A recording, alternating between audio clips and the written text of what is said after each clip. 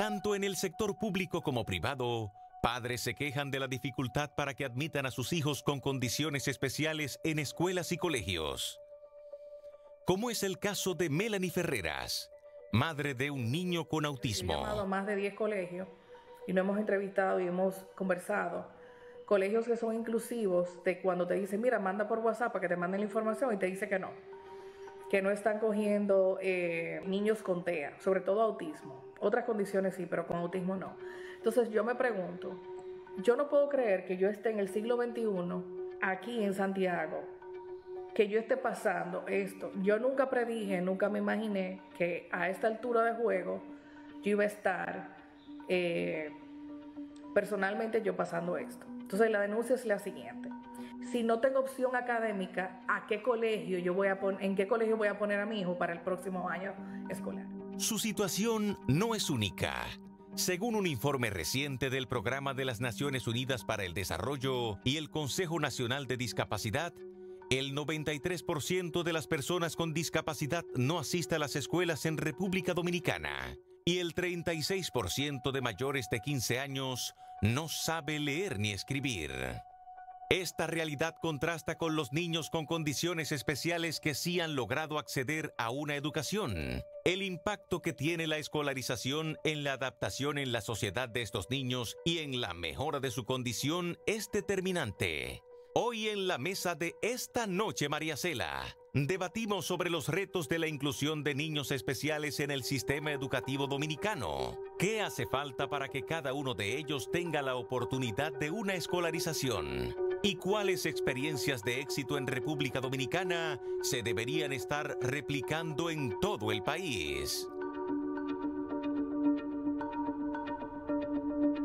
Nuestros invitados en la mesa en el día de hoy son precisamente Melanie Ferreras, quien es el testimonio, reside en Santiago. Su niño tiene 4 años, se llama William Arturo Suárez, tiene autismo, ha intentado integrar a su hijo al colegio, como ustedes escucharon, pero los centros educativos no aceptan las solicitudes de inscripción debido a que el infante posee esta condición especial. También tenemos con nosotros a Paula Cercas, licenciada en Psicología Clínica, especialista en Clínica y Psicoterapia Psicoanalítica, posee una maestría en Gerencia Educativa y especialista también en el tema de chicos con autismo. Tenemos con nosotros a Karina Abreu, psicóloga, educadora, secretaria general de la Asociación de Instituciones Educativas Privadas, AINEP, y directora del Colegio Escuela Nueva, coordinadora de posgrados en educación de UNIBE. Y de este lado a la licenciada Lucía Vázquez, encargada de la Dirección General de Educación Especial del Ministerio de Educación. Gracias de verdad por venir a la mesa,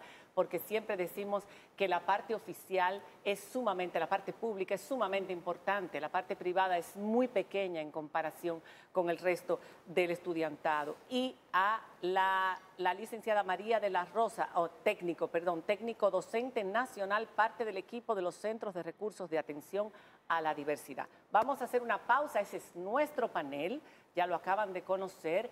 Prepárense, hagan las preguntas desde ya a nuestro Twitter en María Cela o a nuestro Instagram, porque vamos a empezar a plantear esta situación, a ver qué va a pasar en el futuro de una vez por todas. Tenemos que empezar a crecer en ese sentido. Ya volvemos.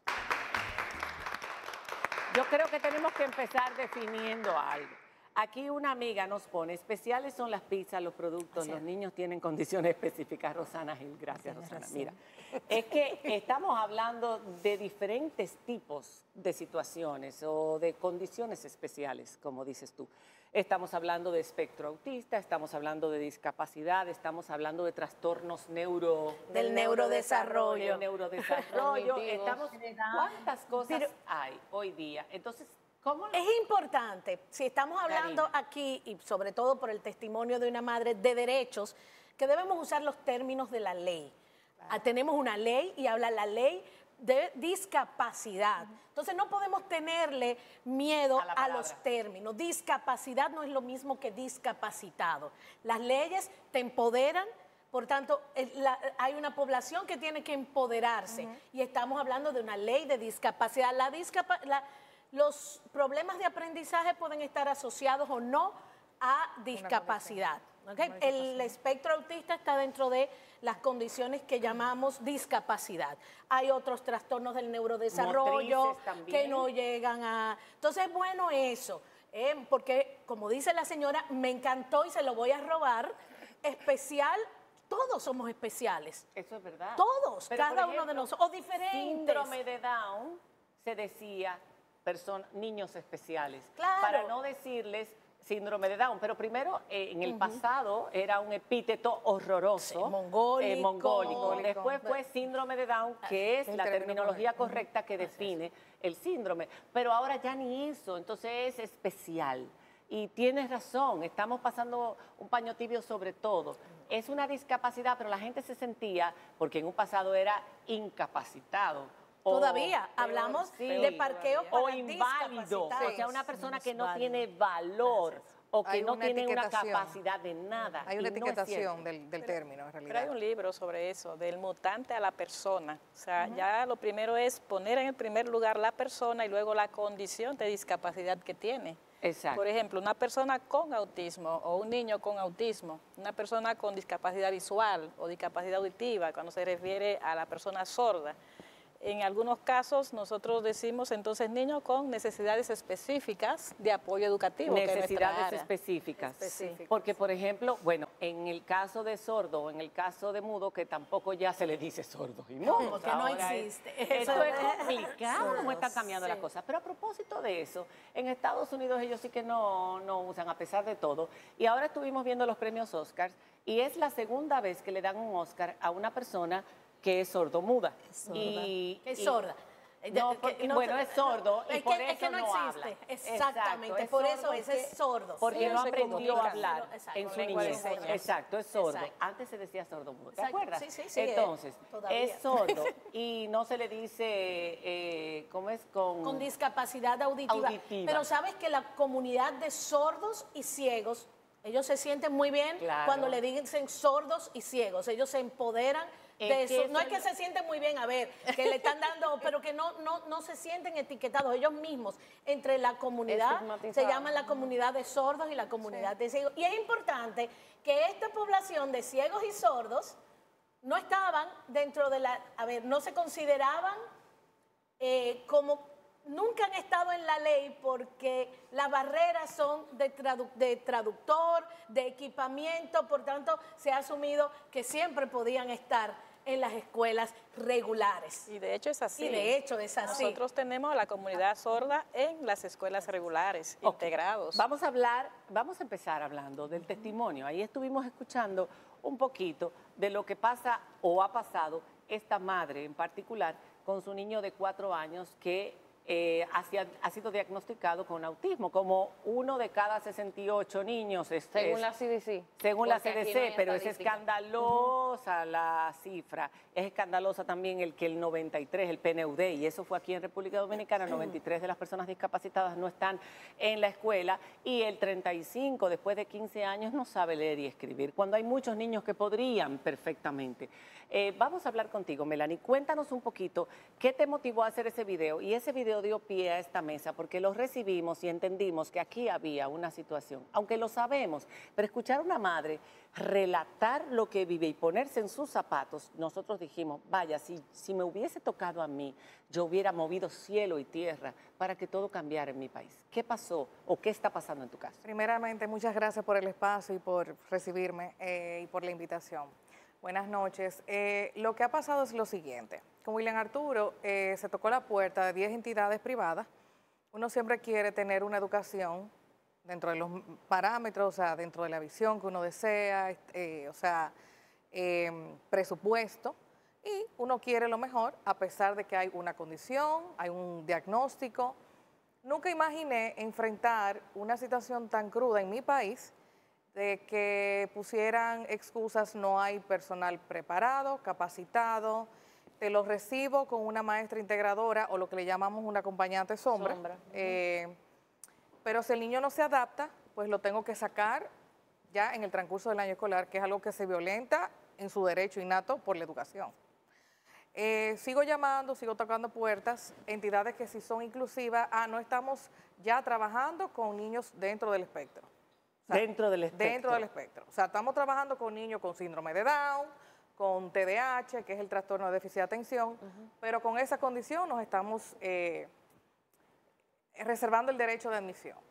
Otros colegios que sí trabajan con niños con condiciones o discapacidad tenían el cupo ya agotado, porque tienen cierto cupo para poder brindarle la atención que requiere ese estudiante necesaria. Y entonces, yo me pregunto como madre, si eso es en mi país y me ha tocado esta situación, yo sé que no soy la única, ¿qué vamos a hacer? O sea, ¿qué se va a hacer en el sector privado? Porque debo recalcar que luego de una reunión hoy muy productiva y muy esperanzadora, quiero agradecer a doña Lucía, primero por darme mucha esperanza, poner en mano recursos que no conocía y aparte empoderarme, como decía nuestra colega aquí de panel, de que sí hay opciones, no solamente dentro del sector privado, sino que también el mérito del sector público hay que darle la credibilidad justa. Pero para todo el mundo, no solamente para ti. No solamente para mí. Yo vine como vocera de una situación que me pasó personal, pero represento una comunidad no solo aquí, a nivel nacional. Yo no soy la única que tiene un niño con una condición, pero sí entendí que luego del video, que fue un desahogo, nunca me imaginé que hubiese tenido la repercusión que tuvo y que me abriera las puertas de estar aquí hoy,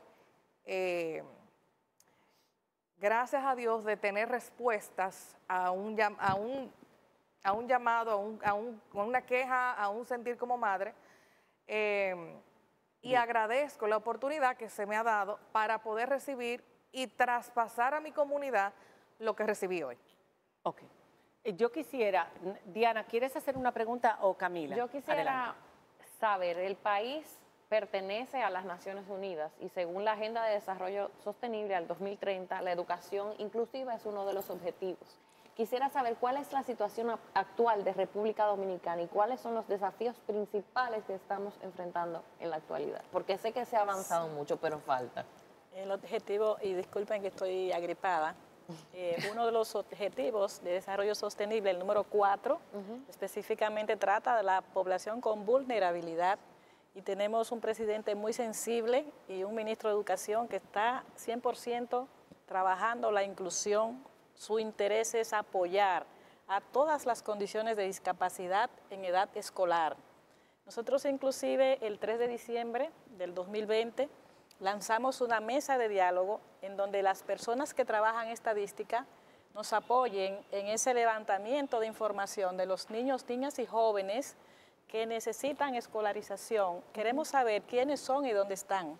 Sí, porque no hay un censo, ni siquiera. Precisamente los censos no nos dan lo que queremos hasta ahora. En este ahora. país no hay estadística de nada. ¿Cómo vamos a pensar que qué bueno que se esté haciendo eso? Pero ahí tenemos que ubicarnos en el país, que hemos avanzado.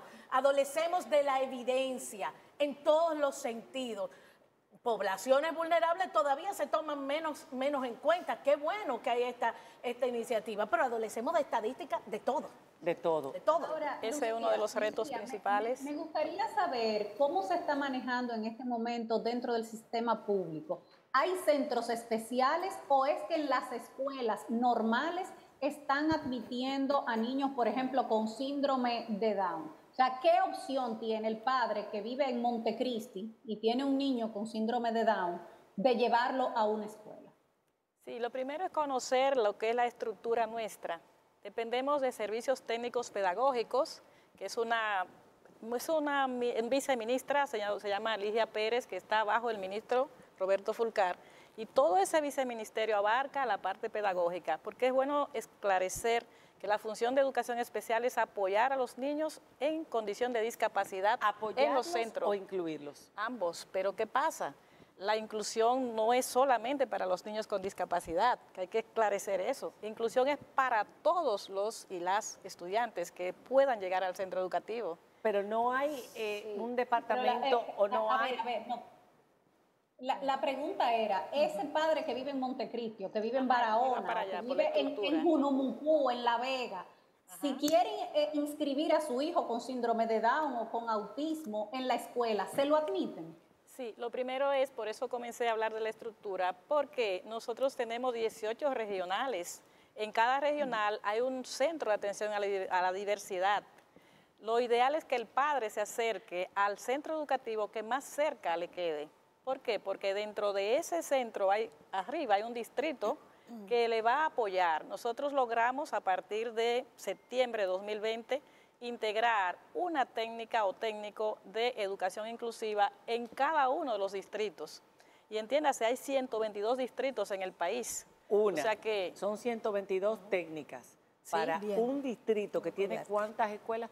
O sea, ¿cuántos estudiantes? Lo que pasa con esto es el levantamiento. Nosotros dijimos, vamos a hacer un levantamiento, pero identificar. Eso fue en 2020, usted dijo, ese levantamiento. Sí, el levantamiento para la estadística fue en octubre de 2021. Ajá. Pero en el 2020, cuando yo entro a la Dirección de Educación Especial, no teníamos nada. No había nada. O sea, ustedes cuando llegaron ahí no encontraron la cantidad de niños con discapacidades, condiciones especiales, efectos, etcétera, etcétera. No estaban clasificados. Precisamente el CIGER, que es el sistema de gestión para identificar cuántos estudiantes hay, no tiene aún en una tabla que inclusive se le suministró esa plantilla para que se identifique las edades, las condiciones que tienen estos niños. O sea que de cero mata cero. Y ahí es difícil porque tampoco, no es solo acceso a la educación, sino acceso a un diagnóstico. Hay padres que ni siquiera saben lo que su hijo tiene, que esa es otra cosa. Para eso están los centros de atención a la diversidad. Lo que queremos es que las familias se acerquen. Y allí se le hace su evaluación psicopedagógica, se confirma el diagnóstico, muchos lo llevan, otros no lo saben. En ese proceso de identificación, entonces se apoya a las condiciones que tengan los niños para irlos registrando, primero registrarlo y segundo, darle los servicios de escolarización. Paula de la Rosa quiere hablar, Paula quiere hablar y María de la Rosa también quiere hablar. Karina, no hay que darle la palabra. ¿Cuándo regresemos? Me pueden contratar aquí. Te voy a contratar. Me están escribiendo, cállate a María Cela, no la ha dejado hablar. Camila, oye lo que te digo, prepárate, que a Karina que vamos a traer aquí. Bueno, se quedó la palabra allí. Entonces. Exacto, cuando regresemos de la pausa, porque estamos empezando este tema. Queremos su apoyo, sus comentarios. Cuando regresemos de la pausa. Paula Cercas, licenciada en Psicología Clínica y especialista en temas de este tipo. A mí me gustaría saber, porque yo preguntaba, no todas las discapacidades o condiciones o trastornos pueden realmente ser incluidos, porque hay que pensar en que hay un ritmo. Aunque ese ritmo pueda ralentizarse o pueda acomodarse a las diferentes capacidades, lo que no se puede es detener por un niño. Hay niños que tienen problemas y que deben ir a instituciones especializadas, pero debe haber un gran porcentaje de niños que sí puedan y deban. Y yo preguntaré cuáles son los beneficios para ellos y para los otros niños también. Yo creo que usted se quedó, que quería hacer un comentario del diagnóstico. Sí, pero de eso tiene que ver. Ahí lo que yo quiero, en cuanto al diagnóstico, que era lo que hablaban hace un rato, las escuelas suelen ser detectoras de niños con necesidades específicas o con ciertos retos de desarrollo. Pero hay un trabajo anterior que va a la salud y va a la parte de pediatría, que también pueden ser los detectores más tempranos. Entonces el diagnóstico depende, porque quien da los diagnósticos no debe de ser la escuela, sino que la escuela detecta y referir a los especialistas. Incluso a nivel internacional hay campañas para entrenar pediatras, porque se sabe que la detección temprana incide en el pronóstico de los casos y en la evolución.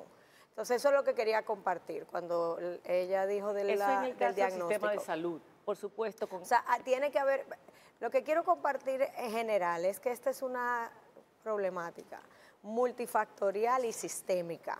Aquí hay muchas partes implicadas. Está la parte social, la parte familiar. Social me refiero a sociedad.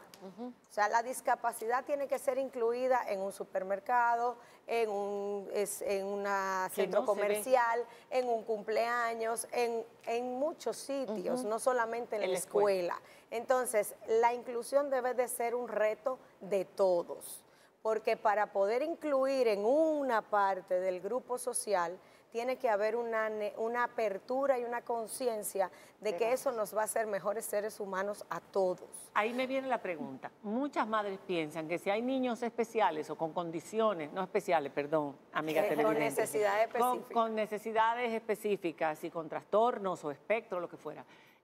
Podría ralentizar la educación de sus hijos o obstaculizarla, etcétera. ¿Cuáles son los beneficios, tanto para el niño que es integrado, que tiene esa condición, como para el que no la tiene? Exacto, mira, la inclusión tiene bondades en ambas partes. El que tiene necesidades específicas se va a beneficiar del estímulo que van a dar los niños que no tienen esas necesidades específicas y por el proceso de imitación, que en el caso de los niños con necesidades específicas de desarrollo es un reto porque les cuesta imitar, mientras más niños que no tienen necesidades estén alrededor, más estímulos reciben esas células neuronales para poderse estimular y poder desarrollar esas habilidades que estos niños tienen reto en desarrollarlas. Pero luego los niños que no tienen necesidades desarrollan empatía, compasión, desarrollan capacidad de solidaridad y son otro tipo de cualidades humanas que son muy necesarias. Por eso yo planteo que, la escuela es un sector, es un espacio que necesita ayuda y que necesita redefinirse y que necesita que las reglas estén claras para que pueda la escuela ofrecer un buen servicio, porque no pueden incluir de manera desorganizada tampoco, pero deben incluir lo más que puedan dentro del sistema. Ahora, eso tiene que estar trabajado, debe saberse cuántos niños por aula se pueden incluir, porque hay ratios, o sea, tú no puedes incluir más niños con necesidades que niños que no la tienen, porque entonces se te da una imitación invertida. Entonces, ahí eso hay que cuidar esos detalles, pero esa es la escuela. Ahora, cuando hablamos a nivel macro, como país, como comunidad colectiva, la conciencia de que haya apertura y validar al niño o al ser humano que tiene una discapacidad igual que aquel que no la tiene, y tener un gesto de amabilidad y de ayuda y de apoyo a ese ser humano que lo incluya. Por ejemplo, Quiéreme como soy es un movimiento social que lleva a la concientización. Y hay otros, yo también puedo, hay muchos movimientos, hay muchas ONGs, hay muchas organizaciones, pero realmente el avance que se requiere es a nivel de todos. Yo quería que Karina y en particular de las escuelas. A María Rosa, perdón, pero María Rosa es público. María Rosa, espera un momento. A mí me gustaría, ya que estamos en el privado, que Karina contara su experiencia de los años que llevan aceptando niños con diferentes... la diversidad, abiertos a la diversidad. A la diversidad, que aquí estamos hablando de inclusión cognitiva, ¿verdad? Tenemos que saber que la inclusión no es solamente esto, pero eso es otro debate. Inclusión de género, social, racial, y es otra cosa. Este es de desarrollo. No tenemos un sistema inclusivo. Pero vamos a limitarnos al tema de desarrollo. Escuela Nueva abrió en el 73. Y por ahí incluso hay un video de una comunicadora, Giovanna Bonelli, que estudió con nosotros a raíz de la muerte de nuestra fundadora, donde ella decía, óyeme, nosotros nos educamos, crecimos y nos formamos con personas en situación de discapacidad sin que fuera una ley. ¿Cuál es? Discapacidad. Cognitiva. Teníamos desde pequeño síndrome de Down, desde toda la vida. O sea, yo me formé en Escuela Nueva.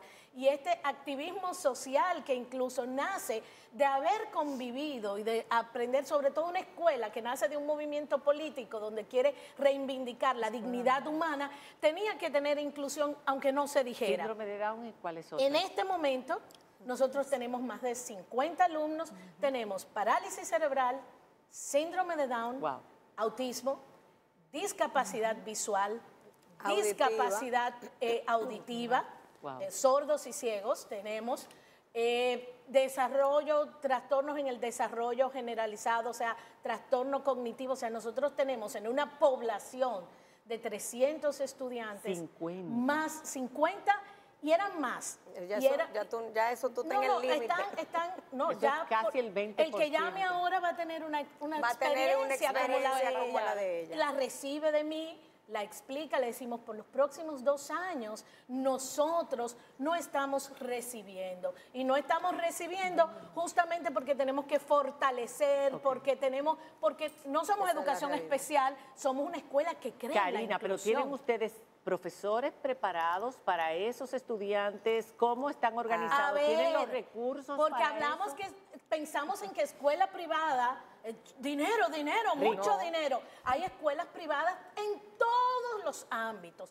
Un maestro, la sensibilidad. Nosotros lo que hemos logrado gracias a esa sensibilidad, a esa capacitación del maestro. Pero esto se necesita un apoyo. Neurólogo, terapista del habla, maestros de apoyo, porque hay alumnos que lo necesitan, hay alumnos que no. O sea, la escuela privada o pública, pero la privada también, porque creen, necesita algún tipo de apoyo. Entonces, ¿y eso debería venir del MINER? No del MINER, si los pobres no tienen ni ellos para poder cumplir las demandas y las necesidades. Necesitamos políticas integrales. Amén. La salud, el seguro, ¿por qué no? Apenas está cubriendo terapias y ha sido un gran avance en los seguros platinos, pero se necesita apoyo, que pueden venir sin dinero, pero más que personal, o sea, a veces pensamos, perdón María, en que es solo el personal capacitado. El maestro regular no puede hacer una adaptación curricular cuando hay ajustes significativos. Un niño que está en sexto que no sabe leer. La educación, te doy la palabra, María, espérate, déjame decir. La educación, no, es que me han dado. Gracias, Camila, te puedes reír. Esta es tía Karina. Ella está desahogando. Así como la señora hizo su desahogo, yo tengo derecho a hacer el mío. Y apoyo lo que, yo sé que sí, que apoyamos lo que estás diciendo. Yo lo sé, yo sé, hemos dado grandes avances, señores, hay que saber lo que era esto antes, como dijo doña Lucía. Ok, recíbanlo. Pero un sistema rígido de evaluación, no había ni dónde reportar y ya podemos contar con ese apoyo. Integración, participación y aprendizaje son los objetivos de la educación inclusiva. Y para lograr el aprendizaje se necesita no solo el maestro, todo un equipo de apoyo que hace falta y que es costoso. Pero el MINER sí nombra profesores en lugares o centros que se dedican a educación especial. Cuando regresemos de la pausa, vamos a hablar de qué es lo que necesita el MINER para poder ayudar a todos estos niños y hasta ahora qué es lo que ha podido lograr. Cuando regresemos. Los comentarios son muchos, esta mesa despierta muchísimo interés. Rivera Gloria Irene dice, solo hay una escuela que nos recibe los niños con discapacidad múltiple, niños que tienen más de una condición. Esta es la Escuela para Discapacidad Múltiple, antigua Escuela Nacional de Ciegos. Y esta escuela, a pesar de todo lo que se ha mostrado desde hace más de un año, el Ministerio de Educación aún no termina de cumplir con lo que se comprometió. No hay espacios, hace poco nombraron solo algunos maestros, pero ni siquiera han dado la subvención de esta escuela. Y ni hablar de la situación de la planta física. Estamos agotados y nos sentimos frustrados, porque a pesar que iniciamos a llevarlos, no se ha podido recibir a todos, solo 2 días por semana para estos niños. Es importante asistir todos los días, pero todos esos procesos están demasiado lentos. Y Karina Quesada 93 dice, buenas noches, soy de la provincia en San Juan de la Maguana y se da la situación que tengo una prima con síndrome de Down y aquí en la escuela no la aceptan. Según el director, no hay personal capacitado para este tipo de especialidad. Ya la niña tiene 16 años y no ha asistido a la educación por no ser aceptada por su condición y hay muchísimos comentarios más. Comentar acerca bueno, de eso. Yo quiero retomar es que Diana preguntaba si nace mi hijo, yo estoy en Montecristi, por decir un pueblo. O en San Juan de la Maguana. Exacto. Entonces, nosotros tenemos una ordenanza que indica si el estudiante tiene discapacidad múltiple, severa, va a la escuela de educación especial. Directamente. Si es un estudiante en una condición de discapacidad para llegar a esa escuela, leve, perdón, ¿dónde están esas escuelas? Por ejemplo, si yo vivo en Montecristi, o vivo en Pedernales, o vivo en Barahona, o en donde fuera, ¿dónde están esas escuelas si yo tengo un hijo con múltiples Lo primero que nosotros queremos es que las familias conozcan que todos los niños tienen el mismo derecho. Y si yo tengo una situación con mi hijo con discapacidad, yo me acerco a la escuela, a cualquier escuela, al distrito, a la regional. Y la regional, el distrito educativo, tiene conocimiento de las escuelas de educación especial que tiene sus ¿Cuántas centros. hay? ¿Dónde están en el país? ¿Cuántas hay? Hay de discapacidad múltiple, por ejemplo. Para poner un ejemplo. Un ejemplo, bueno, lo que pasa es que las escuelas de educación especial deben recibir los que tienen discapacidad múltiple y ¿Cuántas severa. hay de las de educación especial? Esos son los que no pueden ser incluidos en el sistema ordinario. Exacto. ¿Cuántas Entonces, hay? ¿cuántas escuelas tenemos de educación especial? Le digo de inmediato. Lucía. Nosotros tenemos diferentes tipos de escuelas. ¿Por qué? Porque los niños con condición de discapacidad no son iguales. No. Un caso muy especial, el que habla la señora Gloria, mi respeto para ella, son discapacidades múltiples, porque hay niños ahí que un solo niño tiene condición de discapacidad visual, auditiva, también algunos tienen autismo, son discapacidades múltiples. En cuanto al tema de la subvención, se hizo un trabajo muy específico para apoyar esa condición de discapacidad, porque eso no se compara con ningún otro niño. Se le va a dar inclusive una subvención el doble de lo que le toca a otra condición de discapacidad y ya fue aprobado en planificación. Yo estuve la semana pasada. Es cuestión de que nos den tiempo porque encontramos prácticamente nada. Exacto. Y se le está dando apoyo desde el Centro Nacional de Recursos. O sea, nuestro Centro Nacional de Recursos, Olga Estrella, que se hizo una orden departamental, la 90-2020, se amplió la cobertura, donde no solo se atienden los niños con condición de discapacidad visual y auditiva, sino también de autismo, discapacidad motora, discapacidad intelectual y otros. ¿Qué pasa? En ese centro que ella habló, porque me toca bastante la situación de la escuela, nosotros la encontramos totalmente destruida. Sin embargo, hemos hecho el trabajo que corresponde a la Dirección de Educación Especial, que es los docentes, los entrenamientos, hemos estado inclusive de la mano, pero hay un problema de infraestructura. Bien, pero independiente de esa escuela, hay centros para niños que no pueden ser insertados. Sí, claro. Yo lo tengo. Entonces, aquí le voy a decir. Se lo voy a decir y se lo puedo enviar. Entonces, nosotros tenemos Centro de Educación Especial, 28 centros, y Centro de Educación Especial para sordos, 18 aulas específicas aquí en el país. En todo el país. En el país, un total, porque es que son diferentes cada 38 una. más 8, estamos más hablando de 37 46. aulas específicas de inclusión educativa. Esos son esos niños que tienen condiciones de discapacidad. Y en este caso también para sordos, aulas específicas 9. Para un total de matriculados de 5.479. Nosotros en el levantamiento que hicimos en diciembre del año pasado, 2021, nosotros identificamos 14.695 estudiantes ya escolarizados con diferentes condiciones de discapacidad. ¿Cuál es la razón de la mesa que hemos hecho de diálogo?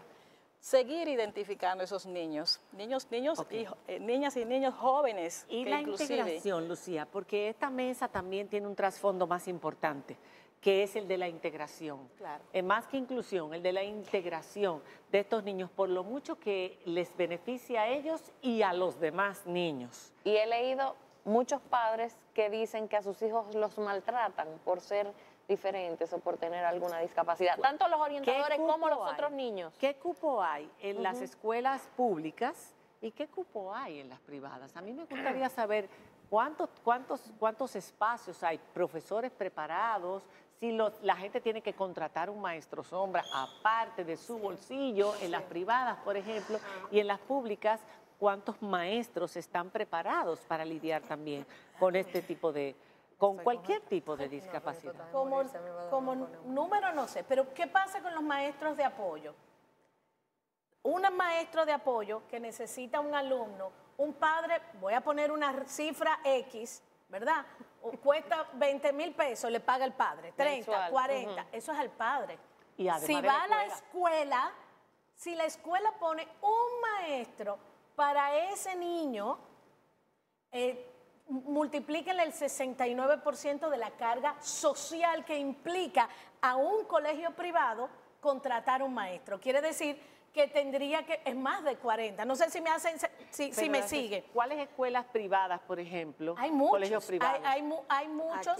Aquí hay colegios privados, muchos. O sea, yo conozco, tenemos nos conocemos todos, están ahí. Mira qué pasa, yo por ejemplo trabajo mucho con los colegios porque yo los veo en consulta, trabajo con las familias, coordino a las terapeutas porque estos son equipos multidisciplinarios, no es un solo terapeuta, son varios terapeutas, hay una facilitadora en aula o maestro sombra, aunque a mí no me gusta ese nombre, particularmente me gusta facilitadora en aula, que es la que se encarga de ser la mediadora entre este niño que no logra conectar bien ¿Ese niño o varios y el niños? resto, Hay modalidades y el resto, porque se Puede hace, tener el cupo del incluso estudiante en hay, curso dependiendo también. del tipo de niños que hay en el salón, un facilitador puede compartir varios niños y al mismo tiempo el objetivo de ese facilitador es que vaya desde 100% de apoyo a 60, 30, 40, o sea, vaya disminuyendo y entonces el niño vaya pudiendo independizarse de manera autónoma. Pero Esto no es un da proceso. para todos los niños que tienen la necesidad. No, porque... Y que pudieran pagar una escuela privada. No, hay un reto grande ahí. Y volvemos y decimos, la escuela privada,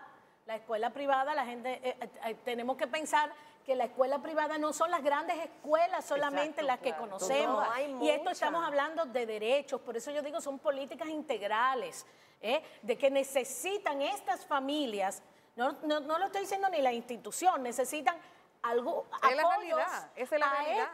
a las familias que puedan cubrir parte de la Lo que pasa educación. es que debe de haber una conexión entre salud y educación que coordine y gestione y donde haya un organismo que sea el que coordina, las preguntas que tú estás haciendo de cuántos niños por aula, cuántos niños con necesidades, cuántos sin necesidades, Eso en el MINER. quiénes se van a hacer cargo, cuáles son los departamentos que van a gestionar la supervisión de esto, quién se comunica con los terapeutas. Los colegios privados lo hacen de manera autónoma Pero el e MINER es el intuitiva. responsable de eso, ¿no, Lucía?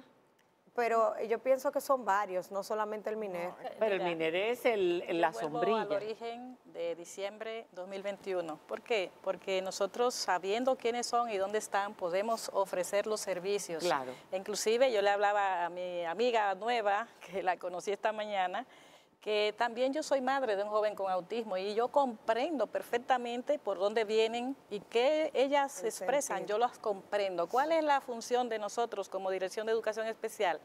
Tan pronto identificamos un niño, una niña o un joven, porque también estamos haciendo un trabajo de transición a la vida adulta, que es muy necesario porque después que un niño tiene 15 años aquí, en ningún centro te lo aceptan. Sin embargo, estamos haciendo ese trabajo para darle, que eso es va a ser una primicia, ¿verdad? Vamos a hacer nuestra primera escuela laboral para autismo y va a quedar al lado del CAI en Santo Domingo Este. Qué bien. Todo ese trabajo se está articulando y quiero decir antes de irnos de las instituciones que ya hemos avalado a través de un convenio que es lo que son UNICEF, el PNUD, la Red Iberoamericana, la FOAL a nivel internacional y local, que es lo que ella decía de la integralidad.